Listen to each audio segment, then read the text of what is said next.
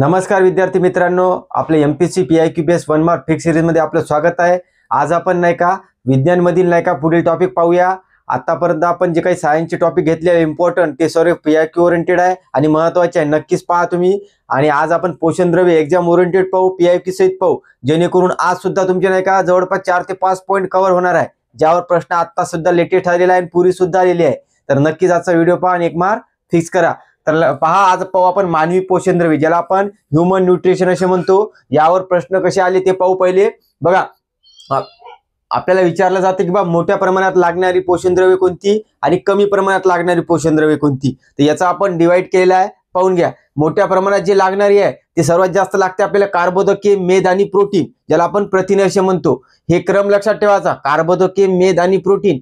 ऊर्जानुसार सर्वात जास्त ऊर्जा कशापासून भेटत आपल्याला, तर कार्बोदकेपासून, जी जवळपास 70% असते। क्रमानुसार असाच क्रम राहील ना, 70% ऊर्जा आपल्याला कार्बोदकेपासून भेटते, जवळपास 20% जे आहे ते प्रोटीन पासून भेटत असते, म्हणजे 15 ते 20% आपल्याला मेद पासून भेटत असते, ज्याला आपण फॅट म्हणतो, स्निग्ध पदार्थ म्हणतो ना, तेल, चरबी, तेलवाले ते।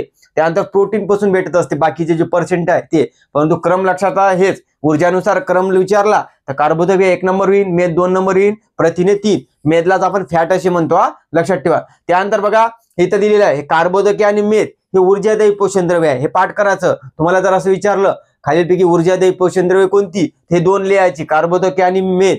आणि जर शरीर बांधण्यासाठी कोणतं पोषण द्रव्य आवश्यक आहे, तर प्रथिने, ज्याला प्रोटीन। पाहिला असेल तुम्ही, बॉडी बनवण्यासाठी प्रोटीनची गरज असते, त्यानंतर हाड मजबूत ठेवण्यासाठी प्रोटीनची गरज असते, आणि डेली आपण प्रोटीन घेत असतो। ज्यांना बॉडी बनवायची आहे किंवा ज्यांना आपल्याला शरीर चांगलं ठेवायचं आहे, तर ते प्रोटीनचं प्रमाण आपल्या वेटनुसार असते, जितकं वेट असते त्याच्या 10% काहीतरी प्रोटीन असते वाटते, असं प्रमाण असते, ते पाहू आपण। परंतु एवढ्याच लक्षात ठेवा, शरीर बांधण्यासाठी प्रोटीन असते, लक्षात ठेवा। त्याच्यानंतर एक क्वेश्चन आहे, डायरेक्ट तुम्हाला सोपा वाटते परंतु सुटणार नाही। तर तुम्हाला डायरेक्ट विचारते की बा सेंद्रिय संयुगी कोणती आहे किंवा असेंद्रिय संयुगी कोणती आहे, आणि हा टॉपिक असते पर्यावरणाच्या दृष्टिकोनातून। राज्यसेवेला आलेला आहे बऱ्याचदा पर्यावरणातून, GS1 मध्ये। तर लक्षात ठेवा, सेंद्रिय संयुगे जर विचारली, हे 3 पाठ करायची, कार्बोदके, मेद आणि प्रोटीन। असं रिकामी जागा देईन, प्रोटीन रिकामी जागा, हे काय आहे बा, तर लक्षात ठेवायचं सेंद्रिय संयुगी आहे, इथं लिहिलेलं आहे सेंद्रिय संयुगी। बाकी असेंद्रिय संयुगी कोणती असते माहित आहे का, जे हायड्रोजन, कार्बन, ऑक्सिजन जे मूलद्रव्य असते ना, ते असते। ते फक्त इतकंच लक्षात ठेवा, 3, आणि बाकीचे असेंद्रिय असते। आपण ते नंतर पाहू, परंतु तुम्हाला याच्यावर प्रश्न सुद्धा मी लावलेला आहे GS चा, तर तुमचा तो प्रश्न समजेन की बा या टाईपचा सुद्धा क्वेश्चन येते का बा, तर लक्षात ठेवायचं। आणि ह्या 8च्या स्टेट बोर्ड मधली आहे, पर्यावरण 8वी का 9वीच्या, तर लक्षात ठेवा। त्यानंतर आपल्या शरीराला कमी प्रमाणात कोणती लागत असते, तर ते आहे जीवनसत्वे, ज्याला आपण विटॅमिन्स म्हणतो, आणि खनिजे, ज्याला आपण काय म्हणतो, मिनरल्स म्हणतो। हे लक्षात ठेवायचं, कमी प्रमाणात हे 2च लागते आपल्याला, जीवनसत्वे आणि खनिजे। मोठ्या प्रमाणात हे 3, फरक लक्षात ठेवा, विचारला तर येईल आपल्याला। त्यानंतर तुम्हाला प्रश्न विचारेल की आपल्या शरीराला संरक्षण देणारी व नियंत्रण ठेवणारी कोणती पोषण द्रव्य आहे, हे 2 आहे, जीवनसत्वे आणि खनिजे। हे शब्द बरोबर लक्षात ठेवा, ऊर्जादायी, शरीर बांधण्यासाठी, आणि संरक्षण आणि नियंत्रण। प्रश्न कसाही आला तर आला पाहिजे आपल्याला, लक्षात ठेवा। हे कमी प्रमाणात लागत असते, हे आपण याच्यावर प्रश्न आहे। कसं माहित आहे का, आपल्याला जे जास्त पौष्टिक अन्न पदार्थ आपण जे खात असतो समजा, तर आपल्याला ते चांगले लागते ना चवीला, परंतु त्याच्यात कमी कॅलरी असते, आणि जीवनसत्व आणि विटॅमिनचं प्रमाण कसं असते त्यामध्ये, या खनिजाचं जास्त असते, परंतु हे लागते कसं आपल्याला कमी। म्हणून आपण जास्त पौष्टिक जे आपल्याला आवडते ना, ते चांगले असते का, कमी कॅलरीज देत असते ते, आणि परंतु यामधून आपल्याला जीवनसत्व, विटॅमिन, पण आपल्या शरीराला याची गरज किती लागते, कमी। म्हणून हे निगेटिव्ह असते, जास्त पौष्टिक आणि कमी पौष्टिक पदार्थामध्ये कॅलरीज जास्त असते आणि याचं प्रमाण कमी असते, असं उलट आहे। याच्यावर प्रश्न आलेला आहे, आपण नंतर घेऊच। त्यानंतर बघा, याच्यावर एक प्रश्न असते आपल्याला, म्हणजे तुम्हाला पॉईंट सांगत आहे, एक प्रश्न इथं बनू शकते, दुसरा प्रश्न इथं बनू शकते। कार्बोदके, प्रोटीन आणि स्निग्ध पदार्थ, तुम्हाला विचारलं जाते की बा 1 ग्रॅम कार्बोदके पासून किती कॅलरी बा आपल्याला भेटत असते, तर लक्षात ठेवायचं, 1 ग्रॅम कार्बोदके किंवा 1 ग्रॅम प्रथिनेपासून 4 कॅलरी भेटत असते आपल्याला, कॅलरी भेटत असते, लक्षात ठेवा। कॅलरी कशाचं एकक असते, तर ऊर्जेचं, लक्षात, हे लिहून घ्या, कॅलरी हे ऊर्जेचे एकक असते, लक्षात ठेवा। त्यानंतर बघा, स्निग्ध पदार्थ, ज्याला आपण फॅट म्हणतो किंवा मेद म्हणतो, याच्या 1 ग्रॅम पासून किती भेटत असते आपल्याला, 9 कॅलरी, हे लक्षात ठेवा। याच्यावर इम्पॉर्टंट आहे हा. स्निग्ध मध्ये न आहे ना, न वरून 9 कॅलरी, बाकी 4, असं लक्षात ठेवा. हे लॉजिक नाही का लक्षात ठेवायचं, हे कधीच तुम्ही विसरणार नाही. असं जर पाहिलं ना, त्याच वर्ड मध्ये जर एखादा कीवर्ड भेटत आहे आणि त्याच्यावरून आपण लक्षात ठेवतो, हे दीर्घकाळ लक्षात राहत्या, लक्षात ठेवायच्यावर प्रश्न आलेला आहे. त्यानंतर प्रश्न येते आपल्याला कार्बोदकाच्या प्रकारावर. आता लेटेस्ट राज्य सेवेला आलेला आहे आणि पूर्वी सुद्धा आलेली आहे बरेच. तर लक्षात ठेवा, जे PIQ क्वेश्चन असते ना आपले, ते चुकलेच नाही पाहिजे. जर PIQ जर चुकत असेल तर आपले रिझल्ट येण्याचे चान्सेस जास्त कमी होत असते, हे लक्षात ठेवा. कारण की हे मोनो, हे जे मी सांगत आहे ना, PIQ बेसच आहे, याच्यावर प्रश्न आलेले आहे. परंतु जे नवीन मुलं असते MPSCचे, त्यांना माहित नसते, तर त्यांनी याच प्रश्न जायचं. कोणता टॉपिक पाहत असताना सर्वप्रथम त्या टॉपिकचे क्वेश्चन पाहणं, त्यानुसार रेफरन्स बुक्स त्यांना लिंक करायची, तिथं काय पाहिजे काय नाही पाहिजे ऍडिशनल माहिती करायची, त्याला आपण म्हणतो PIQ अनालिसिस नेमकं. आणि त्यानुसार आपल्याला अप्रोच करते, डायरेक्शन करते किंवा एक्झामले डिमांड काय, आयोग काय विचारताना आपण काय करत आहोत डेली मध्ये, हे याचं आपण नाही का मूल्यमापन केलं पाहिजे. तर लक्षात ठेवा. आणि जे नवीन मुलं आहे ज्यांना नाही का त्यांनी अशीच एक्झाम देत आहे, परंतु त्यांना पुढच्या एक्झामची तयारी करायची आहे, तर त्यांनी नक्कीच नाही का मी टाकलेले PIQ अनालिसिस आणि PIQ बुकलिस्ट सर्व पाहून घ्या बेसिक पासून, जेणेकरून सुरुवात तिथूनच झाली पाहिजे तुमच्या नवीनसाठी सांगत हा. आणि आपले पूर्ण व्हिडिओ जे आहे ते पूर्ण PIQ बेसच आहे, लक्षात घ्या. त्यानंतर बघा, कार्बोदकाचे प्रकारावर प्रश्न आहे. त्यामध्ये आपल्याला प्रकार आहे मोनोसॅकराइड, डायसॅकराइड आणि पॉलिसॅकराइड. मोनोसॅकराइड लक्षात ठेवा, मी तर लिहिलेलं नाही. मोनो म्हणजे काय, त्याचा अर्थ असतो एक. ज्यामध्ये एक साखर असते, एक शर्करा असते, शर्करा म्हणजे साखर, त्याला म्हणतो आपण मोनोसॅकराइड, लक्षात ठेवा. आणि मोनोसॅकराइडला आपण मराठीत काय म्हणतो, साधी साखर, साधी शर्करा, लक्षात ठेवायचं. त्यानंतर डायसॅकराइड, त्याला दुसरं नाव आहे, लक्षात ठेवायचं, ऑलिगोसॅकराइड. डायलाच म्हणतो ऑलिगोसॅकराइड. यामध्ये काय असते, 2 पासून तर 10 पर्यंत साखर असन, शर्करा असन, त्याला म्हणतो आपण पॉलिगोसॅकराइड. आणि डायसॅकराइड किंवा ऑलिगोसॅकराइड. आणि पॉली म्हणजे काय, मल्टिपल असते, 10 पेक्षा जर जास्त साखर असेल त्याला म्हणतो आपण पॉलिसॅकराइड. इतका फरक लक्षात ठेवा, तुम्ही लिहून घ्या तुम्हाला लिहायचं असेल तर. त्यानंतर याच्या प्रकारामध्ये कोण येते, उदाहरण समजा त्यांचे म्हणू, तर त्याच्यावर प्रश्न आहे आपल्याला बरेच. बघा, मोनोसॅकराइड मध्ये तुम्ही व्यवस्थित लिहून घ्या, ग्लुकोज, त्यानंतर येते गॅलेक्टोज, त्यानंतर येते फ्रुक्टोज आणि एक येते रायबोज. हे लक्षात ठेवा.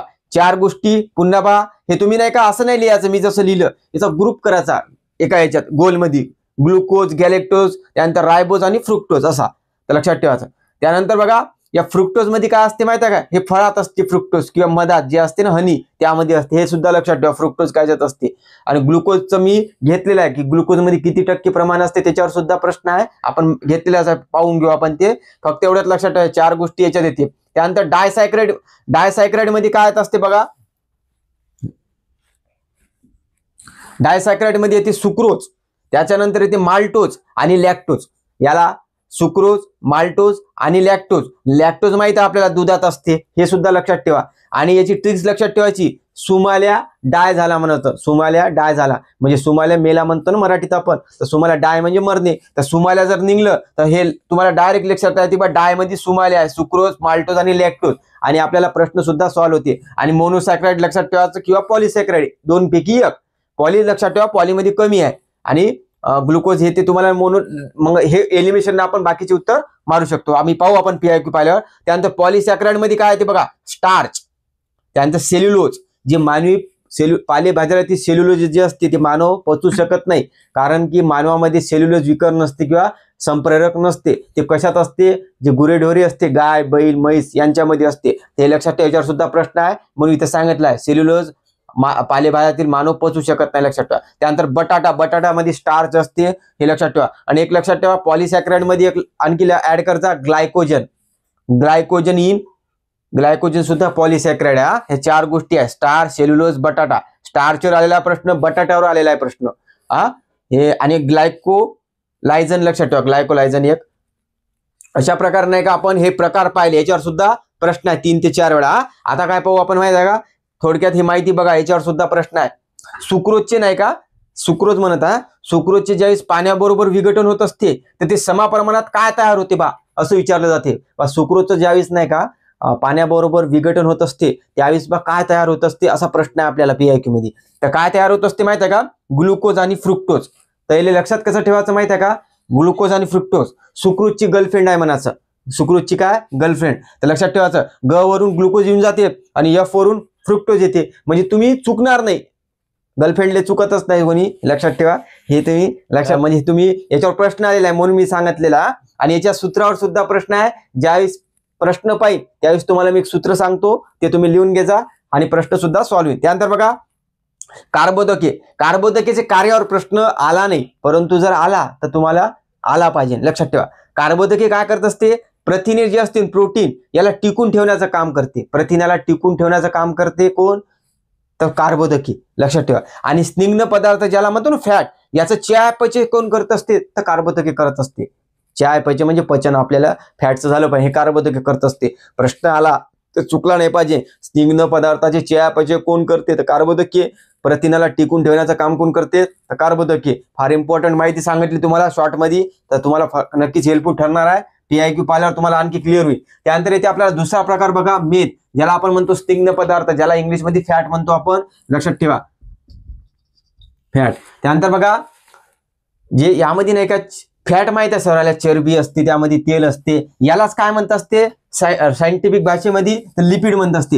हे 11वीच्या स्टेट बोर्ड मध्ये दिलेलं आहे सायन्सच्या. लिपिड डायरेक्ट विचारला आयोगाने, बा जे नैसर्गिकरित्या चरबी व तेल असते त्याला काय म्हणतात, तर लिपिड म्हणतात. हे प्रश्न आयोगाने विचारला राज्य शैली, आणि हा याचा सोर्स आहे 11वी स्टेट बोर्ड सायन्स. आपण पाहू नंतर, लक्षात घ्या. आणि हे जे लिपिड नाव दिलं सर्वप्रथम, तर कोणी दिलं होतं लक्षात ठेवा, याच्यावर प्रश्न नाही आहे. ब्लोअर यांनी. कोणी दिलं होतं, लिपिड नाव ब्लोअर यांनी. त्यानंतर लक्षात ठेवा, लिपिडचे जे मेदा आम्ले असते आणि ग्लिसरॉल यामध्ये रूपांतर कोण करत असते, याच्यावर प्रश्न आला नाही. हा लिपिड बद्दल फक्त एवढाच आला.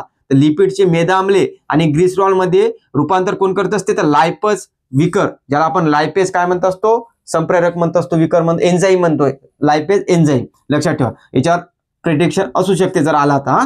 लायपेज विकराद्वारे रूपांतर होते, पाठ करायचं. त्यानंतर बघा, मेदाचे नाही का आपल्याला प्रकार असते फॅटचे दोन, संतृप्त आणि असंतृप्त. याच्यावर प्रश्न आलेला आहे बघा. संतृप्त म्हणजे ज्याला आपण सॅच्युरेटेड म्हणतो फॅट, आणि असंतृप्त ज्याला अनसॅच्युरेटेड फॅट म्हणत असतो. आपण वाचत असन न्यूज मध्ये, याच्यात अनसॅच्युरेटेड फॅट आहे किंवा सॅच्युरेटेड फॅट आहे, हेच होते.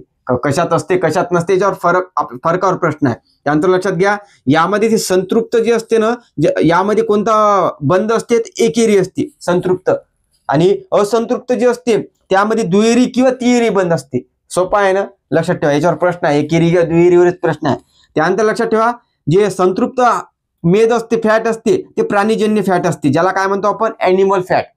म्हणजे हे मांसाहारी असते, मांसाहारी. लक्षात ठेवा, हे लिहून ठेवायचं, प्राणीजन्य, मांसाहारी. आणि हे जे असते हे वनस्पतीजन्य असते, ज्याला आपण काय म्हणत असतो, शाकाहारी. याच्यावर सुद्धा प्रश्न येऊ शकते, आणि पाऊस आपण आलेला आहे, लक्षात घ्या. आणि कक्ष तापमानाला जे असते संतृप्त मेद, हे स्थायी अवस्थेत असते. तिथे लिहू तुम्ही शब्द लिहा, कक्ष तापमानाला संतृप्त जे असते स्थायी अवस्थेत असते, तर असंतृप्त कोणत्या अवस्थेत, ते द्रव. याच्यावर प्रश्न आहे, तुम्हाला दाखवल्यावर क्लिअर होईल. स्थायूमध्ये कोण असते, संतृप्त. स वरून लक्षात ठेवायचं, संतृप्त आहे ना, स वरून स्थायू, मग द्रव आपोआप लक्षात राहणार. त्यानंतर लक्षात ठेवा, संतृप्त मेदचे उदाहरण कोणते आहे, मी वाचून सांगतो, तुम्हाला दिसत नसेल तर लक्षात ठेवायचं. संतृप्त मेदचे उदाहरण आहे लोणी, त्याच्यानंतर तूप. हे तूप होय, तूप. लोणीमध्ये कोणते ऍसिड असते, लिहून ठेवायचा, ब्युटेरिक ऍसिड. कोणतं ऍसिड असते, ब्युटेरिक. आणि तुपामध्ये असते स्टिरिक. महत्वाचा आहे, याच्यावर प्रश्न विचारू शकते. लोणीमध्ये ब्युटेरिक, तुपामध्ये स्टिरिक, दुधात असते लॅक्टोज, त्याच्यानंतर आणखी कायच्यात असते, दह्यात असते लॅक्टोबॅसिलस जीवाणू. हे एवढं लिहून घ्या, हे म्हणजे महत्वाचं आहे. आणि याचं असंतृप्तचं उदाहरण आहे oleic acid. Oleic acid 11 science state board मध्ये आहे, काही करायचं गरज नाही तुम्हाला सध्या. फक्त हे एवढं जर लिहिलं, हे मग आता मी जे लिहिलं हे इम्पॉर्टंट आहे का नाही, कशावरून कळणार आहे माहिती आहे का, PIQ वरून प्रश्न आला का, त्यावेळेस तुम्हाला ते समजणार आहे जास्त. त्यानंतर महत्वाची मग लक्षात ठेवा, आला नाही प्रश्न, तर मेदात काय असते असा प्रश्न आला फॅटमध्ये, तर CHO म्हणजे कार्बन, हायड्रोजन आणि ऑक्सिजन असते यामध्ये. म्हणजे तुम्हाला प्रश्न विचारला, चौथा घटक टाकून दिला त्यांनी, काही बिन, अमोनिया, गिमोनिया, तर चुकणार आपण. CHO म्हणजे काय असते, ग्लुकोज म्हणतो आपण. ग्लुकोज घेतलेला आहे तर लक्षात ठेवा, CHO म्हणजे ग्लुकोज असते. मेदामध्ये असते कार्बन, हायड्रोजन आणि ऑक्सिजन. त्यानंतर शरीराचे तापमान नियंत्रित कोण करते, प्रश्न MP आहे, येऊ शकते. याचे कार्यवाही, शरीराचं तापमान कोणतं पोषणद्रव्य नियंत्रित करते, तर मेद करत असते. लक्षात ठेवा, तापमान शब्दाला नियंत्रणाचा, तर मेद माराचा फॅट. त्यानंतर याच्यावर प्रश्न आहे, मेदात विरघडणारी जीवनसत्वे कोणती आहे, तर मेदात विरघडते म्हणा किडा. शॉर्ट ट्रिक्स लक्षात ठेवा, KEDA. जीवनसत्व K निघून जाईल, E निघून जाईल, D आणि A, किडा. आणि राहिलं पाण्यात कोण आहे, BC. पाण्यात आहे BC, मग ते आपोआप 5च आहे ना प्रकार, हे 6 आहे ना, तर आपल्याला डायरेक्ट लक्षात राहते BC आहे म्हणून. हे 2 पैकी 1 लक्षात ठेवायचं. याच्यावर प्रश्न आलेले आहे पाहू. हे जितके क्वेश्चन मी तुम्हाला जितकी माहिती सांगितली ना त्याच्यावर बरेच प्रश्न आहे, लक्षात ठेवा. मेदांचे ऑक्सिडीकरण सहजरित्या होत असते. जे फॅट असते त्याचं ऑक्सिजन जे असते सहजरित्या होत असते. कारण माहित आहे का, ते अन्नशंकूच्या टोकात दाखवले जाते. अन्नशंकूच्या टोकात दाखवले जाते म्हणून त्याचं ऑक्सिडीकरण होते. तुम्हाला प्रश्न विचारीन होते किंवा नाही मेदाचे, अन्नशंकूच्या टोकात का दाखवले जाते, याच्यावर प्रश्न आहे. तुम्हाला प्रश्न आल्यावर क्लिअर करू आपण. त्यानंतर आहेत सर्वात सोपा प्रश्न येते कोलेस्ट्रॉलच्या प्रकारावर. डायरेक्ट विचारते चांगला कोणता आणि वाईट कोणता, सेकंद सॉल्व्ह होते. लक्षात ठेवा, कोलेस्ट्रॉलचा प्रकार जे आहे हे काय करत असते माहित आहे का, हे मेदाचाच प्रकार असते, फॅटचा.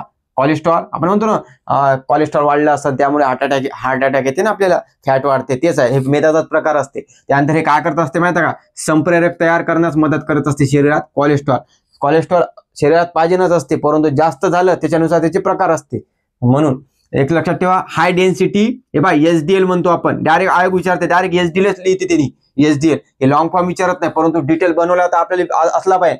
हा याचा अर्थ हाय, डीचा अर्थ आहे डेन्सिटी, हे लक्षात ठेवायचं. लायपोप्रोटीन किंवा लिपोप्रोटीन म्हणते कोणी, लायपोप्रोटीन म्हणते आपल्यानुसार पहा, लायपोप्रोटीन म्हणते याला L.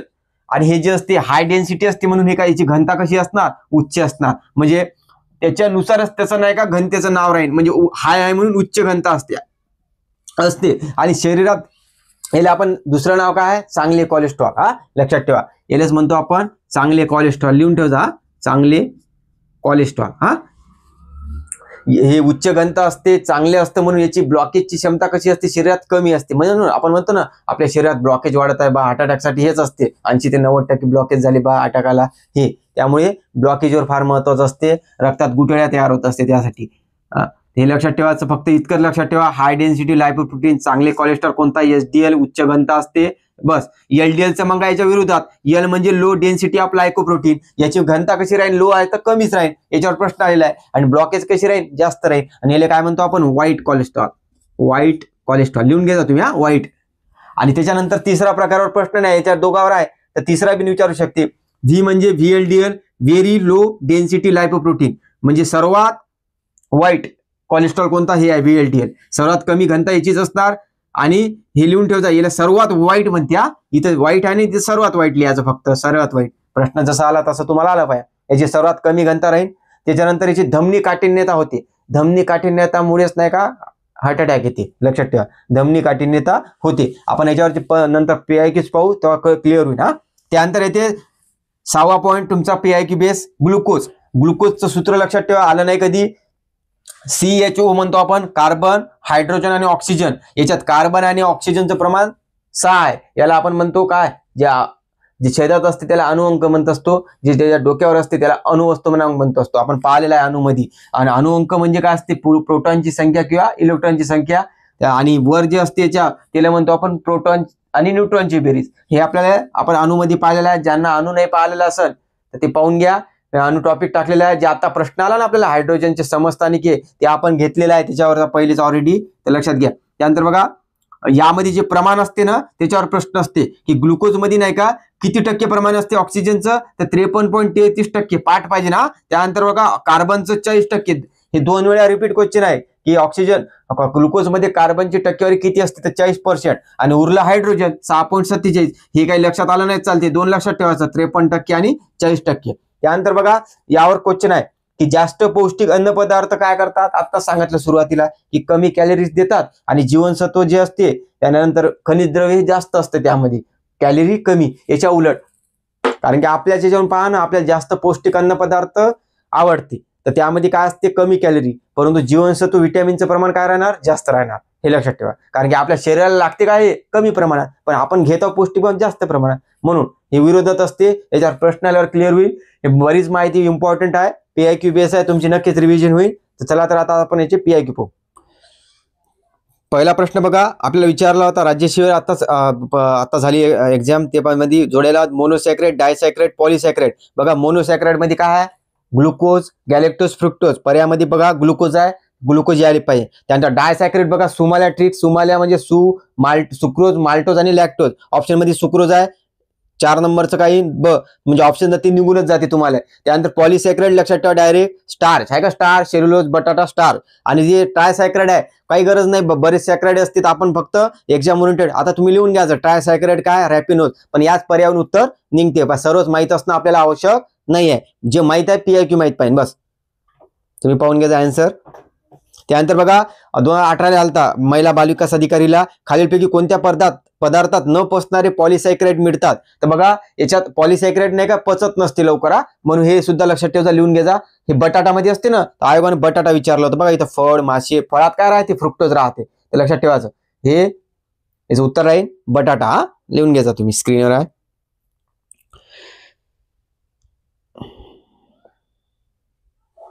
त्यानंतर एक ग्रुप सी मेन्सला प्रश्न आलता, तुम्ही लिहून घ्यायचा आहे. जैवसंस्थामध्ये खालीलपैकी कोणत्या मॉलिक्यूल ऊर्जेचे चलन म्हणून वापरला जातो.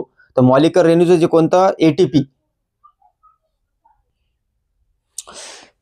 आणि हे ATP आहे, हे तुम्ही फक्त लिहून घ्या. ATP म्हणजे ॲडिनिन ट्रायफॉस्फेट असते, याच्यावर बरेच आहे, परंतु रिपीट आला पाहिजे आपल्याला. मॉलिक्युलर रेन्यू ऊर्जेचे चलन म्हणून ATPचा वापर केला जातो, असे सेंटेन्स लिहून घ्यायचा. त्यानंतर बघा आपल्याला विचारलं होतं खालीलपैकी कोणते कोलेस्ट्रॉल हे चांगले कोलेस्ट्रॉल म्हणून वापरले जाते. हे बघा चांगले कोलेस्ट्रॉल SDL, LDL वाईट, आणि VLDL म्हणजे त्याच्यापेक्षा वाईट. हे घनता सर्व व्यवस्थित लक्षात ठेवा, प्रश्न सॉल्व्ह होते. पर्यायामध्ये बघा LDL आहे, SDL आहे आणि VLDL सुद्धा आहे, दोन्ही आहेत. ऑप्शन काय राहील आपलं, एकच राहील, कोणतं, 4 नंबरचं SDL. Group B 2021. पुन्हा प्रश्न रिपीट आहे. पहा खालीलपैकी मेदात विरघळणारे जीवनसत्व कोणते आहे. बघा इकडे बघा, मेदात विरघळणारे कोण आहे, किडा, KEDA. ऑप्शन मध्ये बघा 1 नंबरचं A. मेदात विरघळणारे, पाण्यात विरघळणार BC. लक्षात ठेवा, याच्यावर प्रश्न आहे. इथं सुद्धा पहा, जास्त पौष्टिक अन्न पदार्थ शरीरास काय प्रदान करतात. तुम्हाला आता सांगितलं, जास्त पौष्टिक आपल्याला आवडते, त्यात कॅलरीज काय राहणार, कमी राहणार, आणि जीवनसत्व आणि खनिजाचं प्रमाण काय राहील, जास्त राहील. परंतु आपल्या शरीराला लागते काय, कमी. हे उलट राहील ना याच्यात. आणि कमी मध्ये जर विचारलं कधी, कमी पौष्टिक अन्न पदार्थ, याच्या उलट कॅलरीज जास्त आणि जीवनसत्व आणि खनिजे कमी, कारण की आपल्याला जीवनसत्व आणि खनिजाचं प्रमाण कसं लागते, शरीराला कमी लागते. हे तुम्ही नोट डाऊन करा. ग्रुप B 2019चा प्रश्न आहे. त्यानंतर बघा याचा ऑप्शन 2 नंबरचा राहील उत्तर. खालीलपैकी कोणते कोलेस्ट्रॉल हे चांगले कोलेस्ट्रॉल म्हणून ओळखले जाते. बघा हेच रिपीट मारला, चांगले कोलेस्ट्रॉल. आणि 2019चा होता ना, आपल्याला आता 2021 म्हणजे मेनचा प्रश्न रिपीट आहे. पहा तुम्ही, तुम्हाला म्हणजे सांगत आहे की अभ्यास कसा प्रकारे करायला पाहिजे. त्यानंतर बघा नैसर्गिक स्रोतातील कोणत्या घटकापासून चरबी आणि तेल मिळते. हे बघा चरबी आणि तेल लिपिड पासून भेटते, लिहून घ्या. ऑप्शन मध्ये तेच आहे, कर्बोदके, प्रथिन आणि टर्फिन. लक्षात ठेवा, लिपिड याचं उत्तर राहील. त्यानंतरचा क्वेश्चन बघा, हे प्रश्न तुम्ही लिहून घ्या. सुक्रोजचे नाही का एरोबिक ऑक्सिडेशन होऊन अधिकतम किती ATP तयार होतात म्हणते.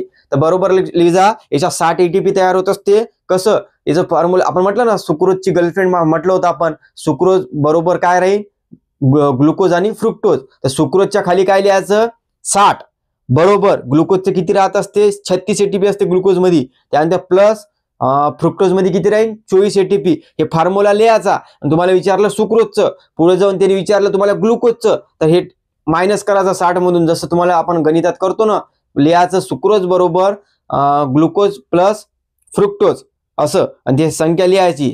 सुक्रोजची 60, 36 ग्लुकोजची आणि 24 त्यांची. जसं विचारलं याच्यानंतर तुम्हाला त्यानुसार ते ऍडजस्ट करायचं. याचं उत्तर आहे 60 ATP.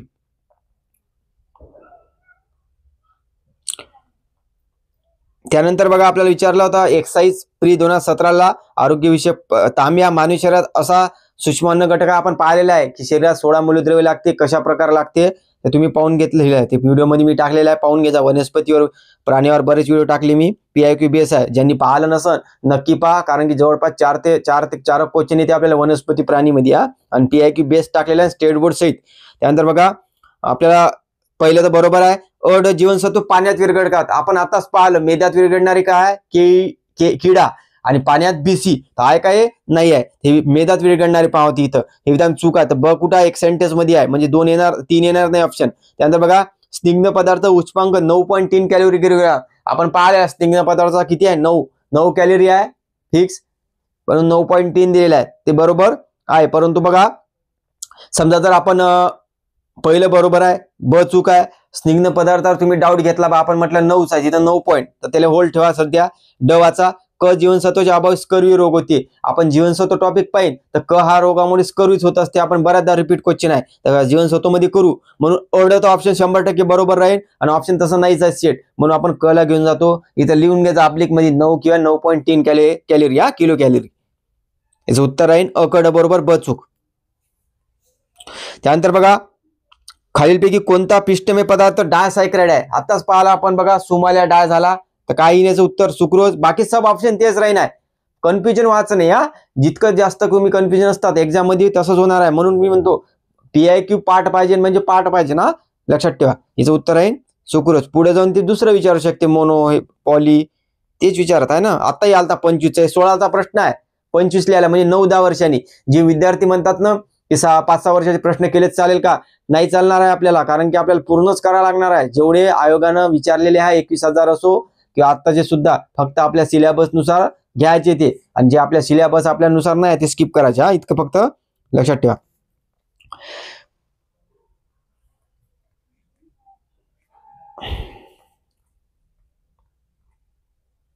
त्यानंतर बघा 1 ग्रॅम प्रथिनापासून किती ऊर्जा मिळते. बघा 1 ग्रॅम प्रथिनापासून 4, कार्बोदर्शन 4, याचं उत्तर आहे 4. त्यानंतर नेक्स्ट क्वेश्चन बघा, ग्लुकोज मध्ये कार्बनची टक्केवारी किती आहे. बघा इथं ग्लुकोज मध्ये कार्बनची टक्केवारी किती आहे 40%, ऑक्सिजनची 53.33, म्हणजे दुसरा ऑप्शन सुद्धा ऑक्सिजनचा आहे, लक्षात ठेवा. आणि हे CHO फॉर्म्युला लक्षात ठेवा 6, हायड्रोजन फक्त 12 आहे, ऑक्सिजन 6 आहे. अणुअंक हे अणुअंक म्हणते, छेदात जे असते त्याला अणुअंक म्हणते. हे बाकी तुम्ही पाहून घ्या, इम्पॉर्टंट दिलेली आहे. पुन्हा रिपीट झालं तर आलं पाहिजे. आणि हा ग्लुकोजचा प्रश्न 2 वेळा रिपीट आहे, परंतु मला दिसला नाही आलेला आहे. परंतु हे तुम्ही फक्त एक क्वेश्चन करा अनालिसिस, बाकी केलं नाही चालते. त्यानंतर बघा शाकाहारी मेदा. शाकाहारी मेदामध्ये बघा हे आपण शाकाहारी मेद कोणता आहे, असंतृप्त आहे. आपण पाहिलंय वनस्पतीजन्य म्हणजे शाकाहारी. तर प्रश्न बघा शाकाहारी मेदामध्ये काय असते म्हणते, तर काय असते असंतृप्त. लक्षात ठेवा असंतृप्त मेदाम्ल असते ना, हे शाकाहारी आहे, हे मांसाहारी आहे.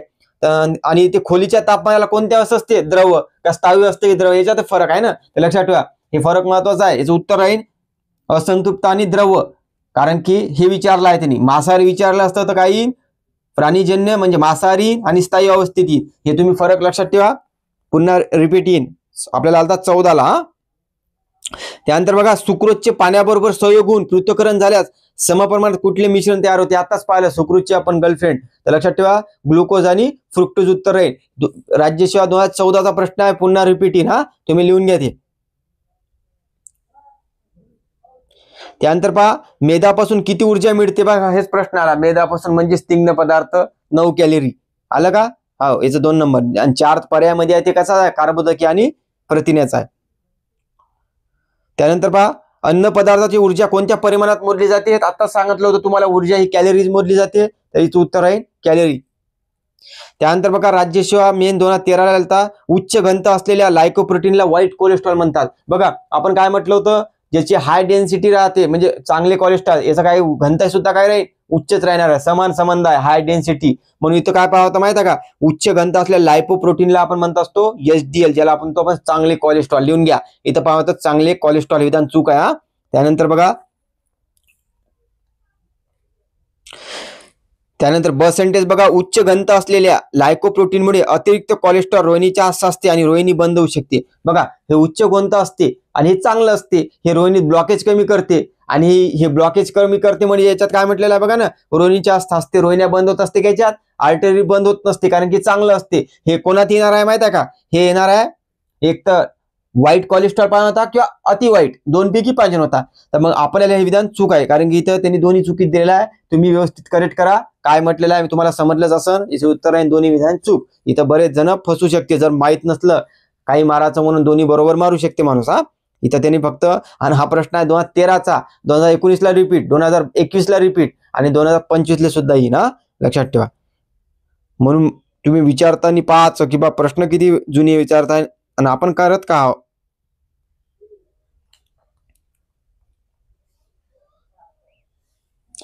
त्यानंतर बघा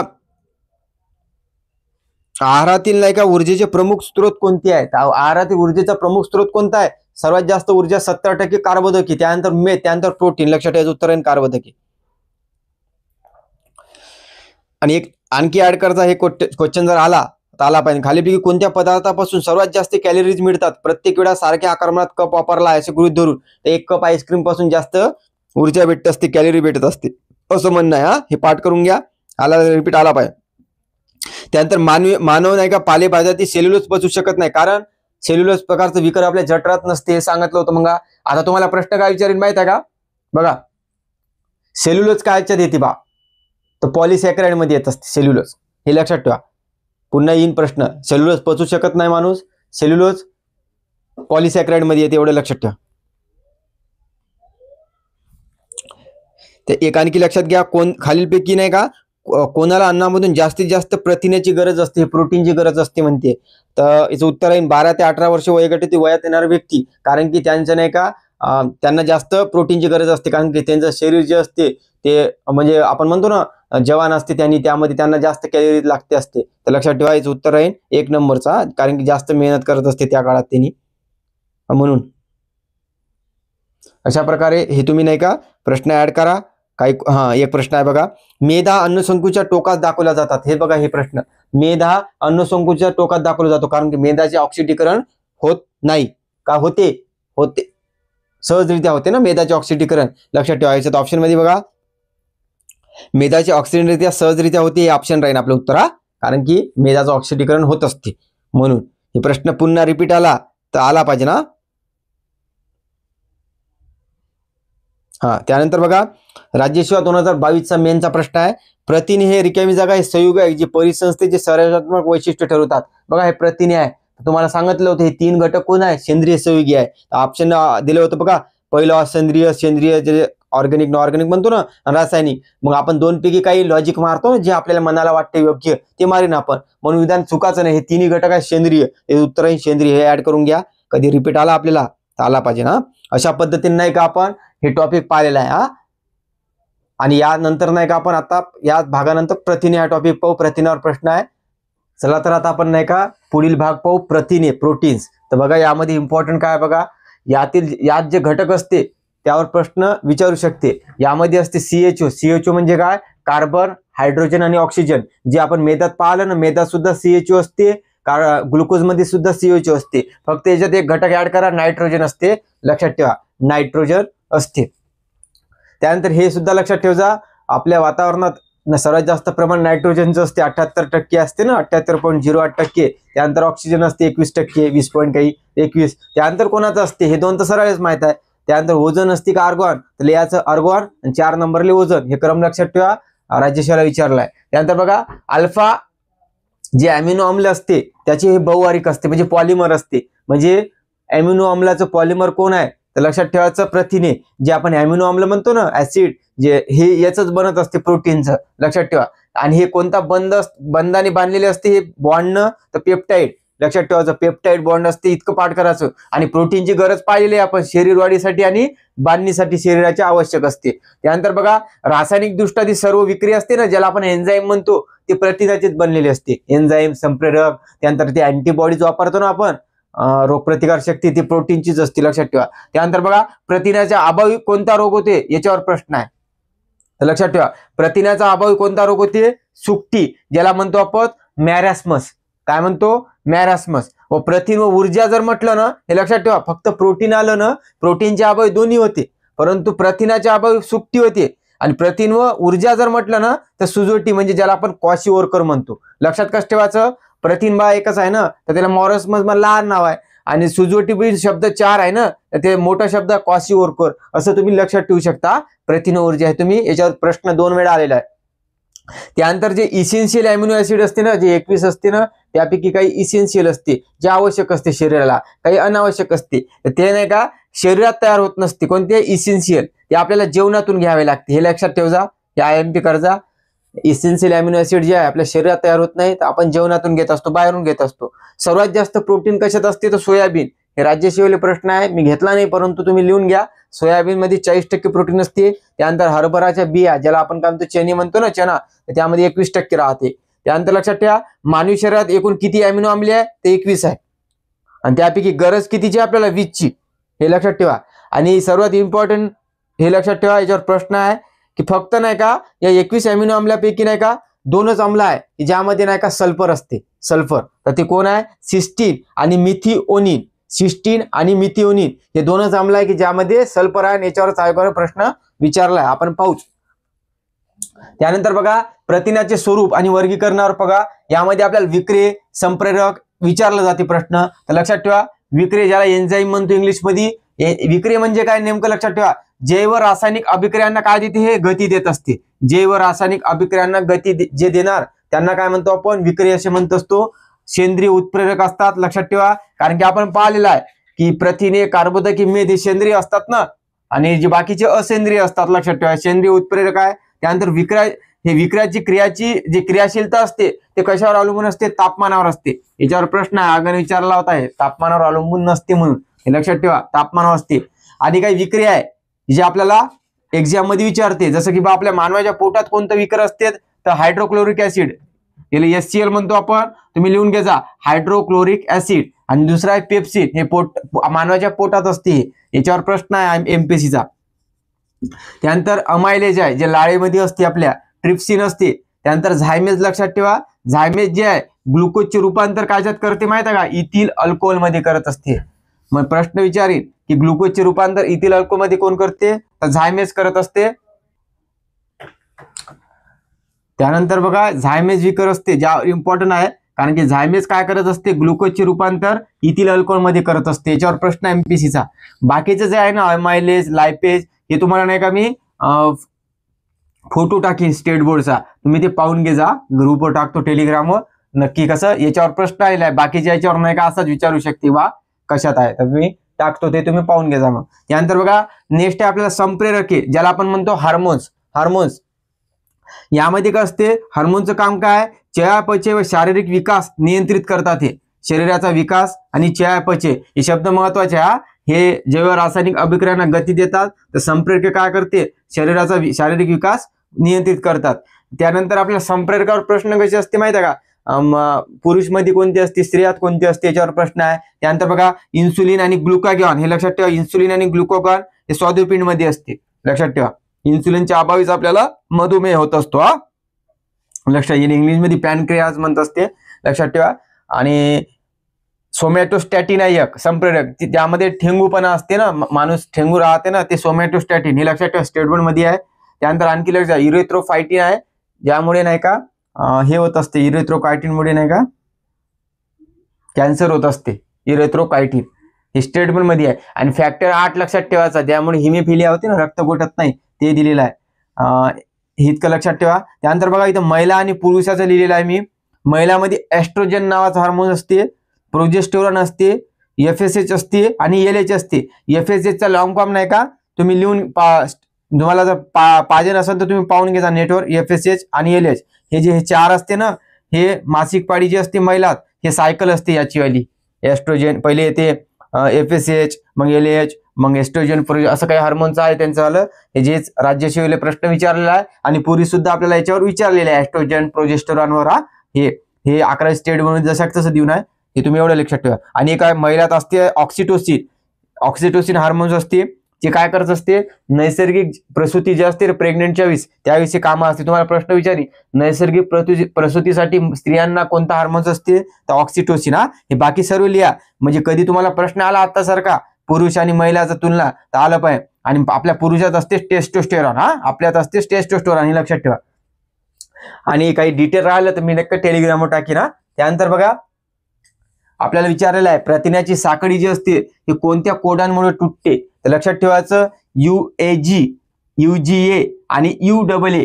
लक्षात ठेवा, UAG, UGA, UAA हे पाठ करायचं. हे प्रश्न पुन्हा रिपीट येणार की प्रथिनाची साखळी कशामुळे तुटते?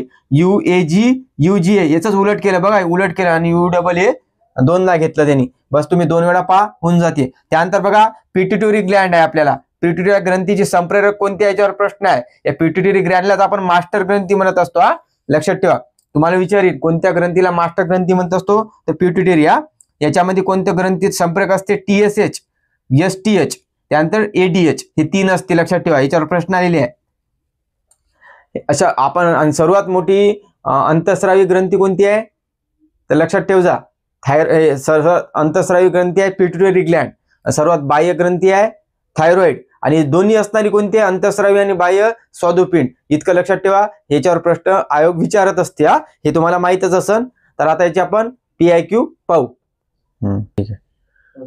चला तर पहिला प्रश्न बघा. PSI 2016 आहे. सल्फर या पोषण मूलद्रव्यापासून बनलेली अमिनो आम्ले कोणती. तर बघा सल्फर पासून दोनच आहे, सिस्टीन आणि मिथिओनिन असे 21 अमिनो आम्ल आहे. आपण काय पाठ करत नाही, फक्त हे दोन लक्षात ठेवा. पुन्हा रिपीट आले तर लिहा मिथिओनिन आणि सिस्टीन. हा याचा ऑप्शन 2 राहील.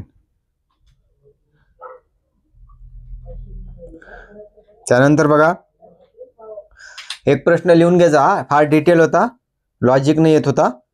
एन्झाईमचा अग्रलेखा हे आहेत, म्हणजे एन्झाईमचा अग्रलेखा हा आहे. तर पर्याय बघा झायमोजेनेस, रायबोझोम्स, प्रथिने आणि RNA. आता बघा ऑप्शन मध्ये नाही का 2-2 आहे. 2-2 तर मारायला पाहिजे नाही आपण, कारण की एन्झाईमचा एकच असणार आहे, अ किंवा ड. अ किंवा ड पैकी मारायला पाहिजे तुम्ही. जर असलं तर झायमोजेनेस जे आहे का मारायला पाहिजे माहिती आहे का, नाव थोडं अलग आहे ना, त्यामुळे मारायला पाहिजे. परंतु जर चुकलं तरी काही हरकत नाही. राज्यसेवेचा प्रश्न आहे, राज्यसेवेला थोडं डीप येते, तर तुम्ही ते लिहून घ्या. एन्झाईमचा अग्रलेख हा झायमोजेनेस आहे. हा पुन्हा आला रिपीट तर आला पाहिजे. त्यानंतर बघा विक्रीवर प्रश्न आहे. विक्री हे सेंद्रिय उत्प्रेरक असतात का. असतात, कारण की प्रोटीन असतात, हे असतात प्रोटीनचेच भाग आहे ने बघा. आणि ते जैव रासायनिक अभिक्रियांना गती देतात, त्यांची व्याख्याच आहे ते. विक्रियाची क्रियाशीलता तापमानावर अवलंबून नसते म्हणते, ते तापमानावर अवलंबून असते. विधान चूक आहे, म्हणजे क चूक आहे. उत्तर भेटते आपल्याला अबड. आणि अमायलेज जे विकर आहे ते स्टार्चवर कार्य करते म्हणते. अमायलेज जे आहे हे स्टार्चवर कार्य करते. इथे लिहून घ्यायचा, स्टार्चवर कार्य करते. याचा मी डिटेल एक पेज पाठवतोच तुम्हाला, तर लिहून घ्यायचा आहे. अमायलेज स्टार्चवर करते, कारण की 3 याच्यावरून आपल्याला निघत होते. त्यानंतर बघा हे सुद्धा ऍड करा. इन्सुलिन जे असते रक्तातील साखरेचे प्रमाण कसे कमी करते म्हणते.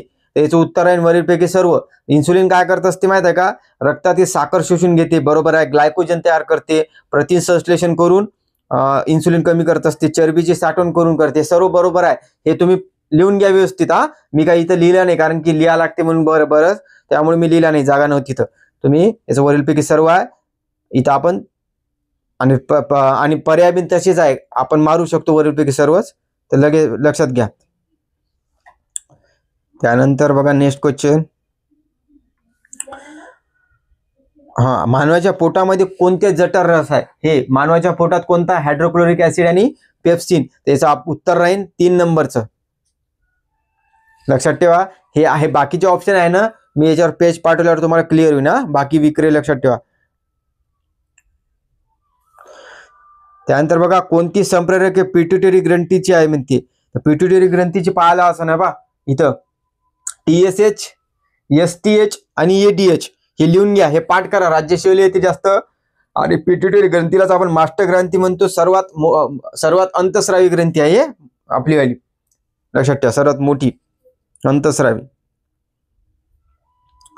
हे असे प्रश्न आले ना, आपण वेळेवर कन्फ्युजन होऊ शकतो. म्हणून मी तुम्हाला म्हणतो लिहून घ्या. त्यानंतर ग्लुकोजचे रूपांतर इथिल अल्कोहोलमध्ये कोणता एन्झाईम वापरतात. झायमेस. हे वाला लिहून घ्या, झायमेस. त्यानंतर बघा नैसर्गिक प्रसूतीसाठी लागणारे संप्रेरक कोणते आहे. तर आपण पाहिलं ऑक्सिटोसिन आहे इथं, लक्षात ठेवा. ऑक्सिटोसिन आहे ते थायरॉक्साईन थायरॉइड मध्ये असते. ॲड्रेनालिन जे असते ते क्षार नियंत्रण, म्हणजे मूत्राशय असते ना त्याच्यावर असते. आलेला आहे प्रश्न.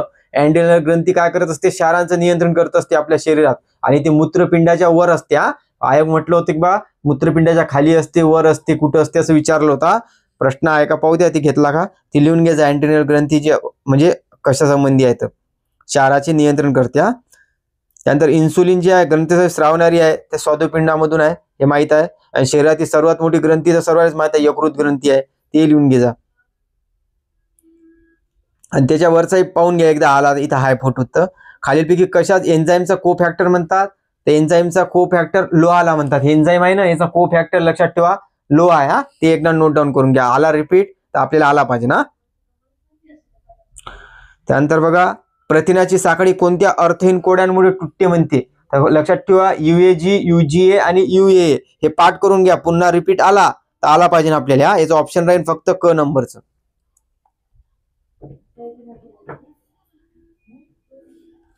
त्यानंतर बघा आता एक क्वेश्चन आलता आपल्याला हार्मोन्सवर. मासिक पाळीचे नियमन, ज्याला आपण मेन्स्ट्रुअल सायकल म्हणत असतो स्त्रियांबद्दलची, तर त्याच्यात पाहायला आपण खालीच आत्ताच. त्यांच्यामध्ये पहिला ऑप्शन बघा FSH, LH, एस्ट्रोजन आणि प्रोजेस्टेरॉन हे महिलात असते. लक्षात ठेवा. टेस्टोस्टेरॉन माहित आहे पुरुषामध्ये असते, तर मग ते 2 आणि 4 नंबरचा ऑप्शन कळते बघा. 2 आणि 4 ऑप्शन कळते. आणि कॉर्टिसोल जे असते ना ते अँड्रेनल ग्रंथीवरच असते. अँड्रेनल ग्रंथी संबंधी आहे, लक्षात ठेवा. अँड्रेनल ग्रंथी मला वाटते पुरुषात असते वाटते हे फक्त. तर तुम्ही एकदा कॉर्टिसोल लक्षात सर्च कर जा.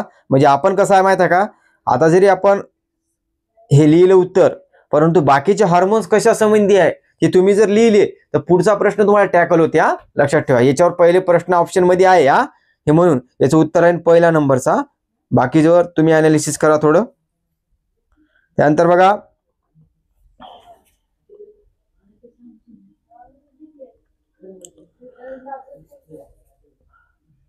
तर आपल्याला विचारलं आता जागतिक आरोग्य संघटनेनुसार नाही का प्रथिने ऊर्जा यामुळे होणारे कुपोषण हे प्रगतीशील देशाचा सार्वजनिक आरोग्याचा सर्वात महत्त्वाचा प्रश्न आहे.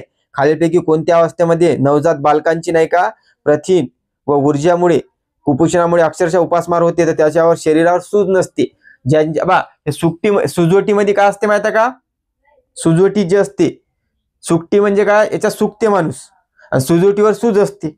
म्हणजे याच्यावर सूज असणार का नाही, कारण की याचं नावच आहे सुजवटी क्वाशिवर्करचं. यांनी काय म्हटलं आपल्याला, प्रथिन ऊर्जामुळे कोण होते, हे होते.